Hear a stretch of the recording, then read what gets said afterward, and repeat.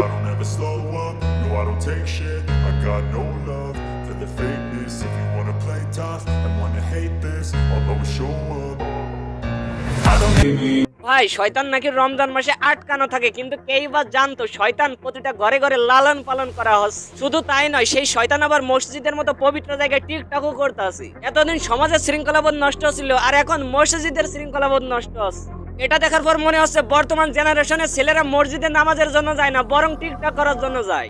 সত্যি ভাই, আজকে যদি ওমর রাদিয়াল্লাহু তাআলার মতো একজন সৈনিক বেঁচে থাকতেন তাহলে ওদের গর্দান নামিয়ে ফেলতেন। একবার ভেবে দেখেন, এই ভিডিওগুলো যদি বিধর্মীরা দেখে আর যদি আপনাদের প্রশ্ন করে এই হইলে আপনাদের ইসলামের শহীদঞ্জ আর এই হইলে আপনাদের ইসলাম, তখন আপনি কি জবাব দিবেন? সত্যি ভাই, এসব ভিডিও দেখার পরে আমরা মুসলিম হিসেবে লজ্জিত।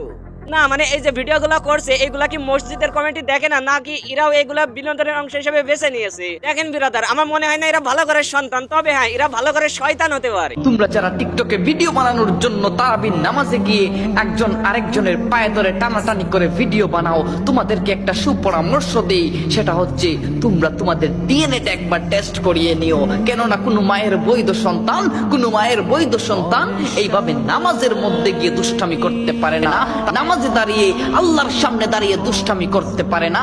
অন্তত তোমরা তো শিশু না, প্রাপ্তবয়স্ক। অনেকগুলা ভিডিও আমার সামনে আসছে, দেখলাম প্রাপ্তবয়স্ক যুবকেরা এইরকম একজন আরেকজনের পায়ে ধরে টান দিচ্ছে, বিভিন্ন ধরনের ইসলামকে ক্রিটিসাইজ করে বিভিন্ন ফানি ভয়েস গুলা এই ভিডিওর মধ্যে অ্যাড করছে। হায় আফসোস, এই যারা মসজিদের কমিটি আছেন তাদেরকে আমি বিনীতভাবে রিকোয়েস্ট করছি, দ্রুত এর কঠোর ব্যবস্থা নিন, নয়তো ভবিষ্যতে মানুষের মসজিদে যাওয়ার মন মানসিকতা নষ্ট হয়ে যাবে।